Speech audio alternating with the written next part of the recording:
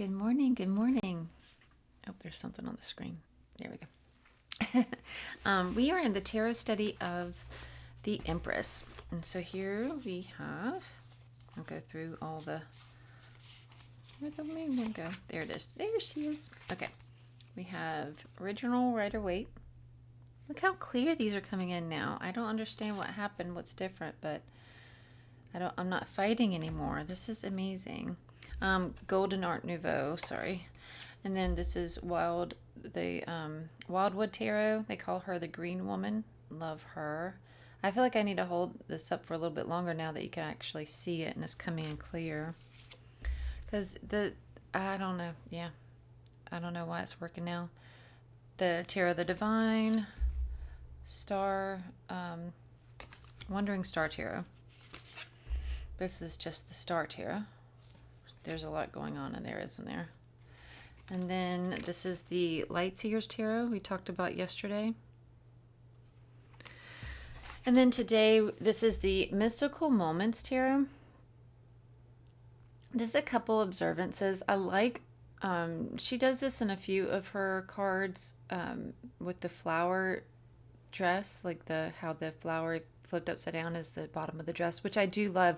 And I love like the flowers down here and everything, the abundance of it all, and how it's kind of like, it feels very like a grounded card, like it's bottom heavy, so it makes it feel like more grounded, that creativity, grounded in creativity and blooming and all that.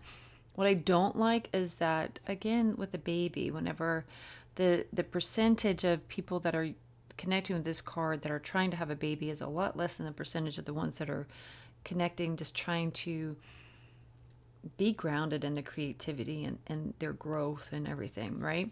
And then also that she looks like a child bride. I don't like that she looks like a baby. She looks like a baby having a baby. I don't like that. All right, but overall the card is very pretty.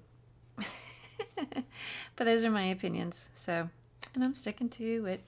And I like these cards, how the size, and they're all of these cards, again, they are called the Mystical Moments cards, but they're all like gorgeous, fun, really fun, like Alice in Wonderland kind of art that I like. And see how pretty. So they're made really well. They are the shiny ones, but the back of them aren't like these show all your fingerprints. These don't do that, and I don't know if it's because of the coloring or what, but so there's that.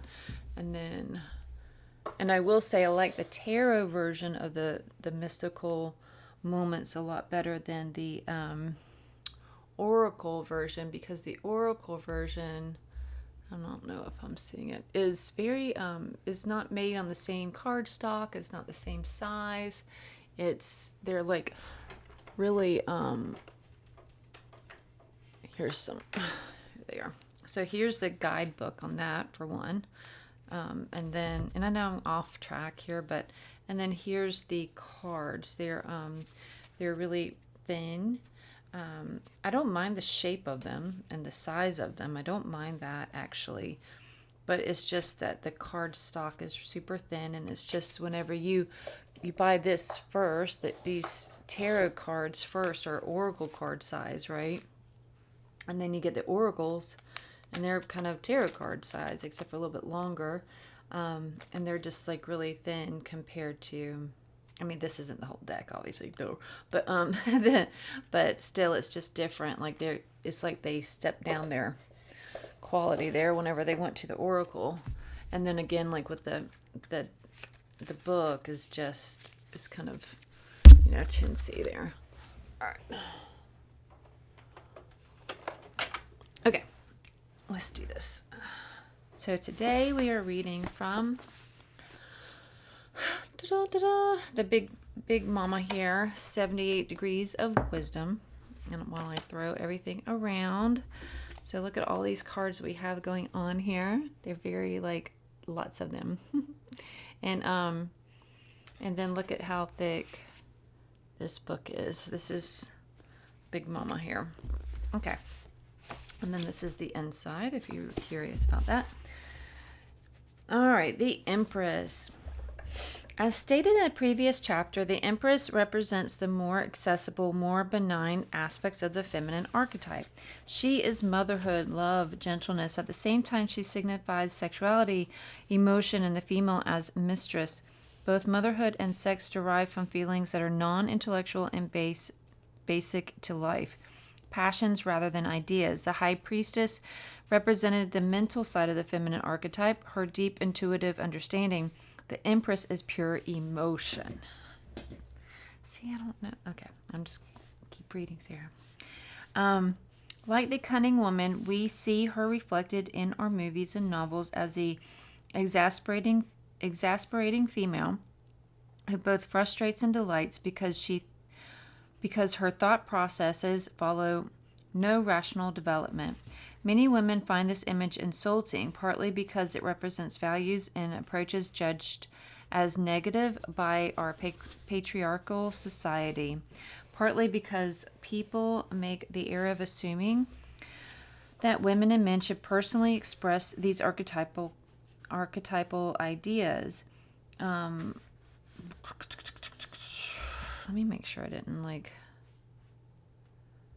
skipping thing. Okay. But the social images are crippling in another way as well. They are trivial. The Empress, along with such mythological counterparts as Aphrodite or Ishtar or Zuli, represent something very grand. They signify the passionate approach to life. They give and take experience with uncontrolled feeling. Until we learn to experience the outer world completely, we cannot hope to transcend it. Therefore, the first step to enlightenment is sensuality. Only through passion can we sense from deep inside rather than intellectual argument the spirit that fills all existence. Many people see religion as an alternative to the natural world, which they view as somehow impure or dirty. Though our cultural tradition fosters this duality, it is really an illusion, and the person who approaches spirituality with his motivation to escape will likely never achieve a very developed understanding. The body and the natural world are realities that must be integrated rather than denied. In the mythology of Buddhism, we find that the gods manipulated Prince Siddhartha's father into providing his son Gautama with very sensual satisfaction. The father believed that pleasure would prevent his son from renouncing the world and becoming a Buddha. The scheme backfired because only after he had completely experienced sensuality could the prince leave it behind. After renouncing the world, Gautama joined the ascetics, the other pole, but he reached enlightenment only when he had rejected both extremes for the middle way. Thus, we can see that Buddha in the world dancer who holds both the magician and the high priestess lightly in her hands. As a combination of 1 and 2 and number 3 signifies synthesis and harmony, the natural world combines the magician and the high priestess in an invisible unity of life and death, darkness and light. The idea of emotion also brings together the magician archetype of activeness with the high priestess archetype of instinct. Consider as well the process of creation. The magician symbolizes the energy of life. The high priestess, the possibilities for future development. The reality of the Empress results from her combination. Recently, Carl Sagan demonstrated that life on Earth might have begun when a lightning bolt struck the primordial sea. Thus, again, from the lightning of the magician striking the waters of the high priestess comes the natural world. All right, so we have about 2 more full pages left to go. Sit, break.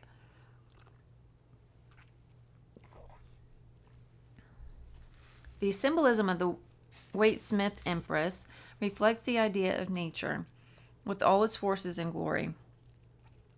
The Empress herself, voluptuous and sensual, suggests passion. Her shield is a heart with the sign of Venus, the Roman version of the great goddess. Throughout the ancient world, the goddess ruled as Demeter, Astarte, Nut, until the patriarchal invaders demoted her to wife, and finally banished her altogether with an all-male godhead. At the Empress's feet grows a field of grain. The goddess ruled agriculture, and in northwestern Europe was called the corn goddess. She wears a necklace of the 9 pearls for the 9 planets, while her crown contains 12 stars for the signs of the zodiac. In short, she wears the universe as her jewelry. The Great Mother is not the forms of nature, but the underlying principle of life. The stars are 6-pointed, the symbol much older than the current use of the social emblem for Judaism. The 6-pointed star combines 2 triangles. The upwards one symbolizes fire, the downward one water. Again, the Empress combines trumps 1 and 2 in a new reality. A river flows from the trees behind her to disappear beneath her seat. This river is the force of life, running like a great current beneath all the separate forms of reality, and experienced most fully when we give ourselves to unrestrained passion. Deep in ourselves, we can sense a rhythm of a river carrying us forward through experience until with death our individual lives return to the sea of existence. The river symbolizes also the unity of change and stability. The water in it is never the same, yet it always remains a particular river with its own special qualities. Human beings change from day to day. The cells in our bodies die, and new ones take their place, yet we always remain ourselves. The number 3 produced by the combination of 1 and 2 brings out yet another idea.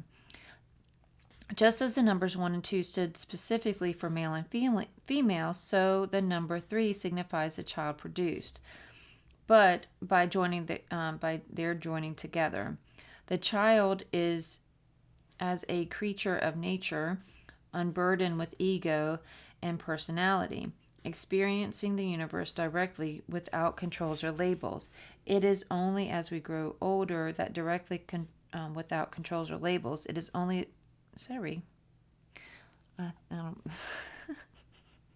all mixed up in my lines here. The child is born as a creature of nature, unburdened with ego and personality, experiencing the universe directly without controls or labels. It is only as we grow older that we learn to put barriers between ourselves and life. It is one of the goals of tarot to return us to the natural state of directly experiencing the world around us. But if the Empress signifies a child, she also stands for the mother. Motherhood is the basic means by which life continues throughout nature. And because the physical bond of the mother and child is so direct, mother love in its strongest form is pure feeling. Given without intellectual moral considerations, this is, of course, an ideal. And in reality, such love may come from the male parent than the female, or sadly not at all. Throughout history, people have identified motherhood with nature, so that the term Great Mother for the earth itself appears all over the world, and even today we speak vaguely of Mother Nature. In readings, the Empress represents a time of passion, a period when we approach life through feelings and pleasure rather than thought. The passion is sexual or motherly. Either way, it is deeply experienced, and in the right context can give great satisfaction. In the wrong context, when analysis is needed, the Empress can mean a stubborn emotional approach, a refusal to consider the facts. She can indicate another problem as well. Self-indulgent pleasure when restraint is needed. Usually, however, she indicates satisfaction and even understanding gained through the emotions. The reversed meanings of the cards also have their positive and negative context. On the one hand, it can signify a retreat from feeling, either rejecting your emotions or attempting to suppress your desires, particularly sexual. However, just as the High Priestess upside down, adding the missing element of involvement, so the Empress reverse can mean a new intellectual awareness, especially the solving of some complicated emotional problem by calmly thinking it through. And the right side up in reverse meanings, trump 2 and 3, are mirrors of each other. It sometimes happens that in a reading, both will appear upside down. So whenever she, again, just in case you guys didn't catch on to this part of it with Trump, she refers to these major arcana cards as trump cards. They are referred to as trump cards, is one way to refer to them. And then also, so when she says Trump 2, she means the High Priestess, because remember, High Priestess is number 2. And then when she says Trump 3, that is the Empress. Okay. This means that the person expresses both emotional, intuitive, mental aspects, but in a negative way. Rationality comes as a reaction to excessive emotional involvement, while a feeling of isolation or coldness leads to passion. If the two aspects of the goddess can be experienced right side up, the person will achieve a more stable and rewarding balance. Amen. And so it is. All right. Whew. My eyeballs after reading all that. That's that for today. Again, 78 Degrees of Wisdom by Rachel Pollack for the Empress. Again, I'm loving her. I this time with her this time around has like definitely deepened my love for her. It has. Like I've always really liked her, but this time around it's more, I don't know, it's deeper. I like it. And I like, and I don't know, maybe it's just because like the longer I'm in my own personal spiritual healing, maybe that's what it is too, because I feel like I'm growing more into her than I was before. So maybe that's part of it too. I don't know. But I love it. I love her. All right. Thanks. Love you. Bye.